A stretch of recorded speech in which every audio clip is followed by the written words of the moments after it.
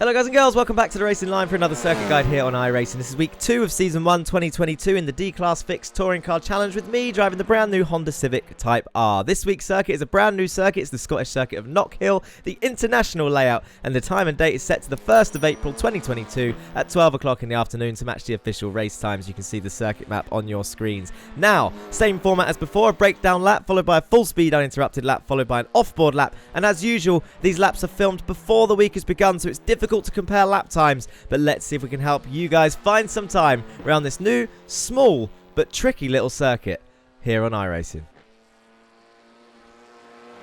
So here we go then on the main straight. We want to be on the left-hand side, ready for the fast right-hand downhill turn of turn 1. The braking zone just past the blue cone. You can see the curve, the pavement comes in where the grass. We're just going to brake a little bit past that from 5th down into 4th gear. Get it turned in. You want to avoid the curbs massively in this Honda. You can use it a little bit, but not too much. We get straight back on that power, flat out through this apex of turn 2, and then we're going to lift off and start braking as the curb approaches on the left-hand side from 4th down into 2nd gear, holding it tight to the outside to really open up this corner and get early on that power through here, flat out through this right-hander, sometimes a confidence lift, but we did it flat that time. And then as we go up the hill, we slightly lift off. I actually dabbed the brakes there in 3rd gear, and then straight back on the power over the right-hand side curb. You can't avoid using those curbs if you want to be fast, but you need to be careful in this car.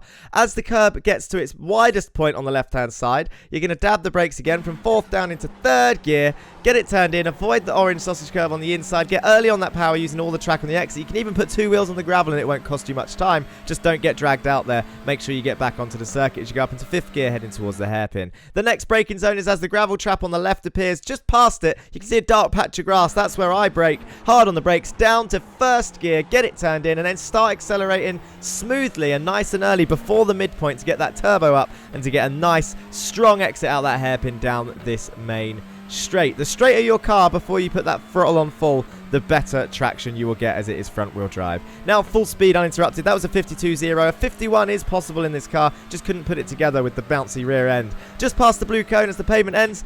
Down the gears to 4th. Accelerate down, flat out through this next apex as the curb starts, down into 2nd gear, get it turned in and start accelerating from the apex point using all the curb on the exit. Flat out in 3rd gear through this right-hander as you climb up the hill, lift off, maybe a slight dab of brakes, but as smooth as you can. You need to coast through that corner so that you don't lose the rear end, and then straight back on the power up into 4th gear. As the curb starts on the left, down into 3rd, get it turned in and start accelerating through using all the curb on the exit. Get back on that circuit so you don't touch the grass. Up through the gears, you'll reach 5th before you head towards the hairpin. Now we're looking for the dark patch of grass just past the gravel trap. There it is, hard on the brakes, down to 1st gear, get it turned in. If you turn in a little later to make a late apex, you can get earlier on that power, get a better exit down this main straight, and then you are golden for a 52.0, possibly a 51.9 or 8. I think the optimum was a 51.8 in this car. As usual, a nice short one from me. It's only a 52-second lap, so it's a mad little circuit. Hopefully this has helped you find some time around here. Don't forget to keep those likes and comments coming in, and hit that subscribe button if you haven't already. I can't believe we've done it 4,000 before Christmas. I thank you guys so much. I don't know how I could show my thanks, and it's happened so fast that I didn't even have time to put a competition on, so maybe we'll have to delay that to 5,000, but let's see what happens. As usual, if I don't see you on chat this week, I'll see you next week for the next video here on the Racing Line. Peace!